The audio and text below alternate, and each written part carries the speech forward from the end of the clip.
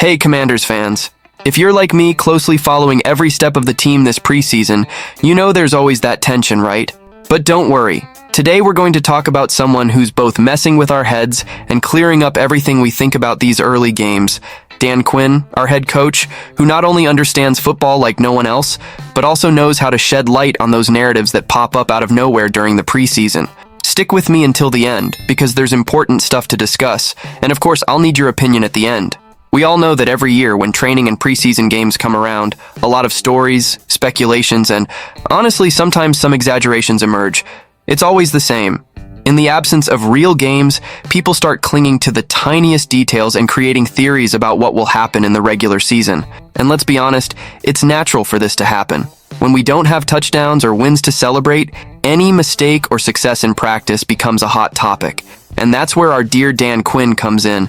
The guy who's not afraid to bring the truth to light and bust those myths that often only serve to increase the fans' anxiety. Last Saturday, after the Commanders' 13-6 loss to the Miami Dolphins, Quinn made it clear that he doesn't care about the narratives coming from outside the team. When asked about the performance of our second-year cornerback, Emmanuel Forbes, he didn't hesitate to defend the player, highlighting that what really matters is what's happening inside the locker room and in practice, not what the fans or analysts are saying out there. Quinn's stance left me even more confident that we're in good hands, you know? He knows what he's doing, and more importantly, he knows how to keep the team's morale high, even with all the criticism. And I know you might be wondering, but is Forbes really ready to make the leap we expect from him?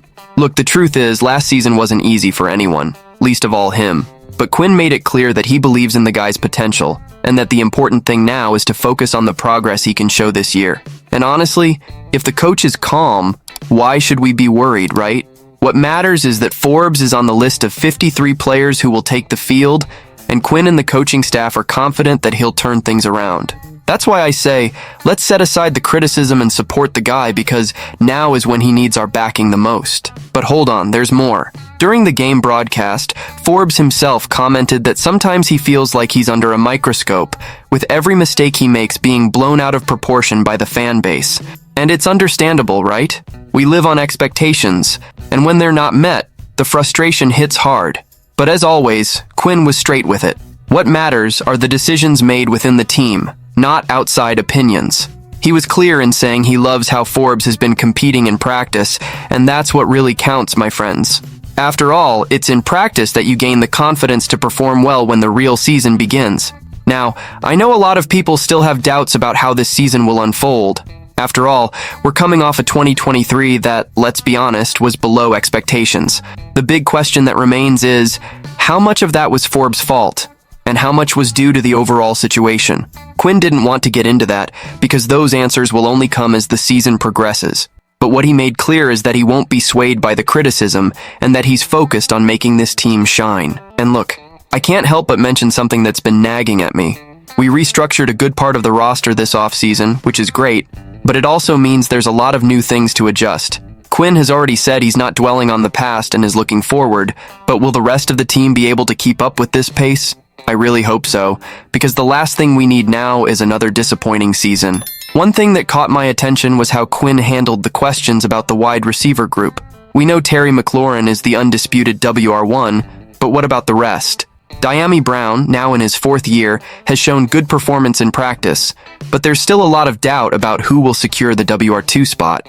And this is where things get interesting, because Quinn, while acknowledging the competition, doesn't want it to become an obsession. He emphasized that the most important thing is consistency, urgency, and competitiveness. And I agree with him 100%. It doesn't matter how much talent you have if, when it comes down to it, the guys can't deliver what we expect. Speaking of which, let's talk a bit about Jahan Dotson. The guy was a first-round pick in 2022, and so far, he has only 3 receptions this preseason. A lot of people are worried, but Quinn isn't at all. He said he loves how Dotson runs his deep routes, and that he has a close relationship with our rookie quarterback, Jaden Daniels. This gives me a lot of hope, because if there's one thing we need, it's a QB who can distribute the ball well and make our wideouts shine. And from what Quinn said, it seems Daniels is on the right track. By the way, it's worth highlighting the reputation Quinn is building in the NFL as an honest guy who knows how to build strong relationships. He didn't hesitate to defend his players, especially the first-round picks of 2022 and 2023, And that, my friends, is the kind of leadership we want to see on our team. A coach who believes in his players and is willing to protect them from external criticism. This is crucial, especially in such a competitive league like the NFL. Another thing Quinn mentioned, which I think is very important, is about confidence. He said he believes confidence is fundamental for any player, and that even the best players have moments when their confidence falters, and it's in those moments that the support from the coaching staff makes all the difference. I know we want to see the Commanders dominating on the field, but the truth is, the road to success goes through these tough times. And with Quinn in charge, I really believe we're on the right path. Now, I have an incredible analysis that you need to listen to until the end. You know that moment when a team's destiny changes in an instant? Well, we're about to witness something like that. I'm going to give you the inside scoop on a decision that could define the future of the Commanders this NFL season. And if you're someone who likes to stay ahead of the game when it comes to our team, make sure you subscribe to the channel and hit the notification bell, because here you'll always be in the loop with the latest news, analysis, and behind-the-scenes action. Now, let's get to the point. Jaden Daniels, the sensational rookie who thrilled LSU fans, has officially been named the starting quarterback for the Washington Commanders. That's right, folks. The decision came directly from Coach Dan Quinn, who didn't hesitate to hand the keys of the offense to the prodigy. If you followed college football last season, you know Daniels isn't just any player. He's the guy who brought home the coveted Heisman Trophy, recognized as the best player in college football. With impressive stats, the young QB managed to stand out in a class full of talent, and now he's going to have the chance to show his full potential on the biggest stage in football, the NFL. But before we dive into the details of this huge news, I need to take a quick break to ask you, have you hit the like button on this video yet? Don't forget, because the more you interact, the more YouTube will recommend this type of content to you. And I know you, like me, don't want to miss anything about the Commanders this season, right?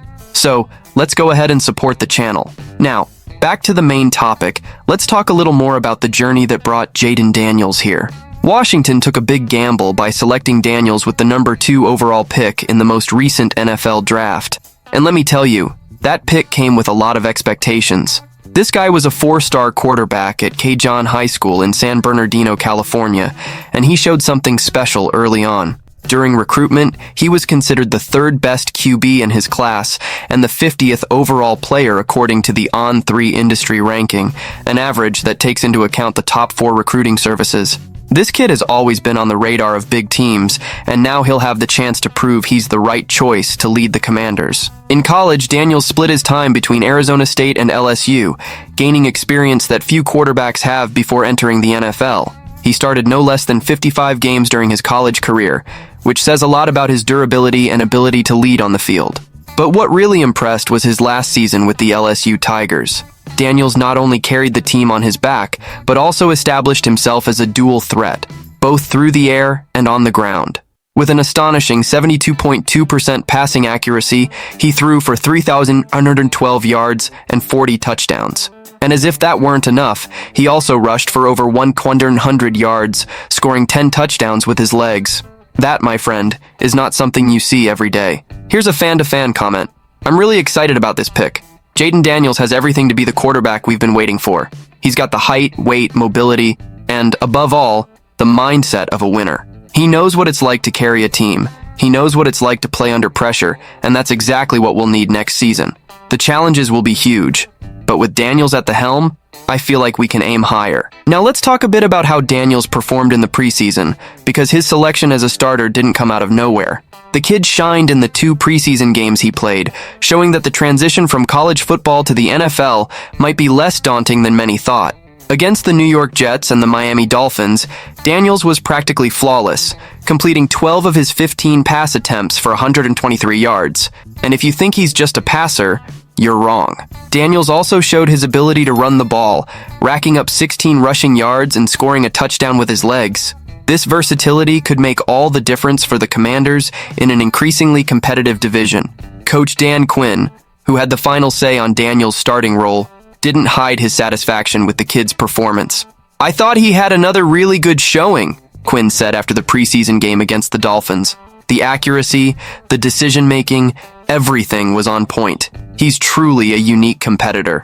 And when an experienced coach like Quinn, who's seen it all in the NFL, praises a rookie like that, It's because the kid really has something special. And it's not just the coach who's excited. Wide receiver Terry McLaurin, one of our offense's main stars, also made a point to highlight Daniels' talent. He naturally has a good feel for where to place the ball, whether on an inside or outside route or on a deep ball, said McLaurin. A lot of the things he does naturally, which is very unique for any quarterback, let alone a rookie. When a veteran like McLaurin talks like that, you know the chemistry is clicking, and that's crucial for the team's success. Now, let's be honest, the pressure on Daniels will be enormous. On Sunday, September 8th, he'll make his NFL regular season debut against the Tampa Bay Buccaneers, and all eyes will be on him. The game will be on the road, in a hostile environment, kicking off at 4:25 p.m. ET, with live coverage on Fox. I don't know about you, but I already have that nervous feeling in my stomach, eager to see how he'll perform. This game has the potential to be a turning point, not just for Daniels, but for the entire Commanders season. And before I wrap up, let me ask you the million-dollar question. Will Jaden Daniels be able to bear the weight of being the starting quarterback for a team like the Washington Commanders in his rookie season? That's the big question that will hang over our heads until the final whistle on Sunday. But one thing's for sure, I wouldn't miss this game for anything. So folks, if you've made it this far, you know what to do, right? Subscribe to the channel, hit the like button, and comment below what you think about Daniels being named the starter. I'm really curious to hear your thoughts. Let's cheer together and follow every step of our team on the road to glory. And of course, don't forget to activate the notification bell so you don't miss any new content about the Commanders.